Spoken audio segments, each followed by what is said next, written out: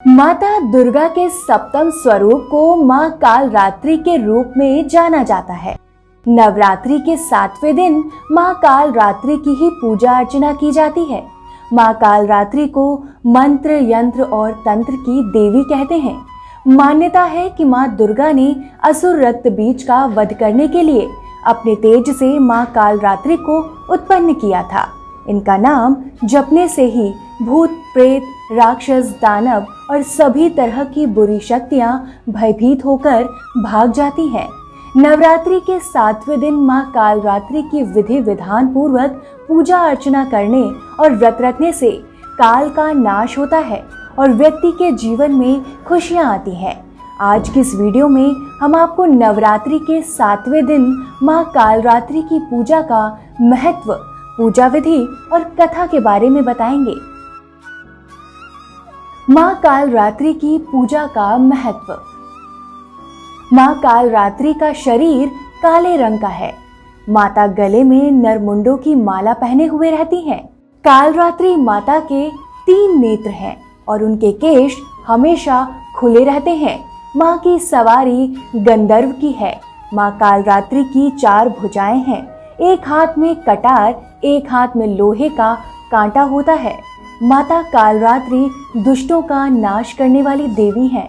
इतना ही नहीं, मां कालरात्रि ग्रह बाधाओं को भी दूर करती हैं। इसलिए जिन लोगों के ग्रह कमजोर होते हैं उन्हें विशेष तौर पर मां कालरात्रि की पूजा करनी चाहिए। मां कालरात्रि का शरीर काला होने की वजह से एक बार भगवान शिव ने देवी को काली कह दिया था। तभी से माता का नाम काली भी पड़ गया। भले मां कालरात्रि का स्वरूप भयानक लगता है, लेकिन यह सदैव ही सभी को शुभ फल देने वाली माता है। तभी माता को शुभकारी के नाम से भी जाना जाता है। माता दुर्गा का कालरात्रि रूप वीरता और साहस का प्रतीक है। कहते हैं कि मां कालरात्रि की विधि विधान पूर्वक पूजा अर्चना करने से भक्तों पर हमेशा अपनी कृपा बनाए रखती हैं और उनके भक्त भयमुक्त हो जाते हैं। ऐसे करें मां कालरात्रि की पूजा। नंबर 1, शारदीय नवरात्रि के 7वें दिन मां कालरात्रि की पूजा अर्चना करने का विधान है। इस दिन साधक को सुबह जल्दी उठकर स्नान करने के बाद लाल रंग के वस्त्र पहनने चाहिए। नंबर 2, फिर पूजा गृह या अपने मंदिर को गंगा जल छिड़क कर स्वच्छ करना चाहिए और मां दुर्गा की प्रतिमा के साथ मां कालरात्रि की प्रतिमा भी स्थापित करनी चाहिए। नंबर 3, माता के सम्मुख धूप दीप जलाने चाहिए और मां कालरात्रि का स्मरण करते हुए उन्हें रात की रानी के फूल अर्पित करने चाहिए। मां कालरात्रि को रात की रानी के फूल अति प्रिय हैं। कहते हैं कि फूल अर्पित करने से माता जल्दी प्रसन्न हो जाती हैं। नंबर 4, फिर मां कालरात्रि का ध्यान करते हुए ओम कालरात्रि देव्ये नमः या ओम ह्रीं क्लीं चामुंडाय विच इन मंत्रों का 108 बार जाप करें।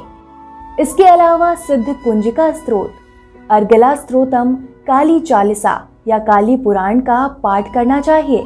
इतना ही नहीं, नवरात्रि के 7वें दिन रात के समय संपूर्ण दुर्गा सप्तमी का भी पाठ करना लाभकारी और शुभकारी होता है। नंबर 5, पाठ करने के बाद आप मां कालरात्रि की कथा पढ़ें या सुनें। नंबर 6, कथा सुनने के बाद माता की आरती करें और फिर माता को फूल या मिठाई का भोग लगाएं।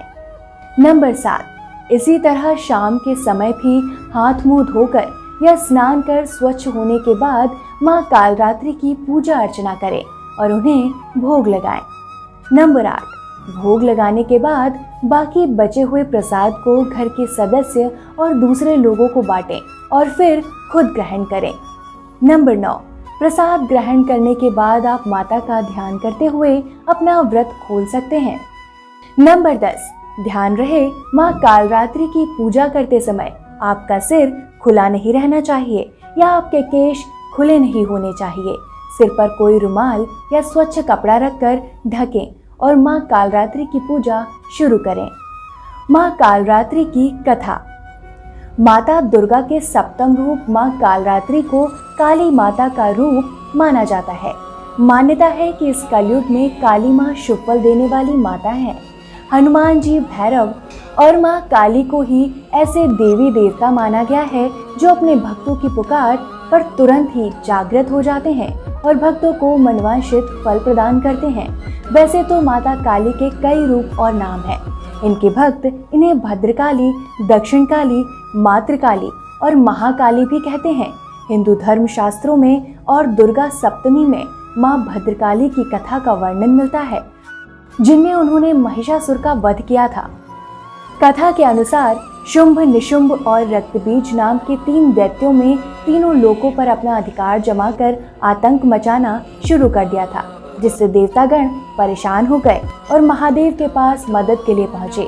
कहते हैं तब भगवान भोलेनाथ ने देवी पार्वती से राक्षसों का वध करने और अपने रक्षक, अपने भक्तों की रक्षा करने के लिए कहा था। माता पार्वती ने दुर्गा का रूप धारण किया और शुंभ निशुंभ का वध कर दिया, लेकिन जैसे ही माँ दुर्गा ने रक्तबीज को मारा, उसके शरीर से रक्त की बूंदें जमीन पर गिरने लगी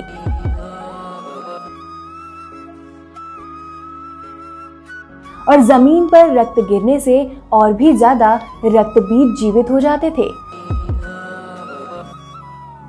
माता उन सभी का वध करती और फिर से उनका रक्त जमीन पर गिरने के बाद उससे भी ज्यादा रक्तबीज उत्पन्न होने लगते। तब माता दुर्गा ने रक्तबीज का संहार करने के लिए माँ कालरात्रि के रूप में अवतार लिया। माता कालरात्रि ने जैसे ही रक्तबीज का धड़ काटा तो उससे खून निकलने लगा, जिसका रक्तपान माँ कालरात्रि ने किया, जिस कारण अन्य रक्तबीज उत्पन्न नहीं हो पाए। इस तरह माँ कालरात्रि ने रक्तबीज जैसे मायावी दैत्य को मारकर अपने भक्तों की रक्षा की।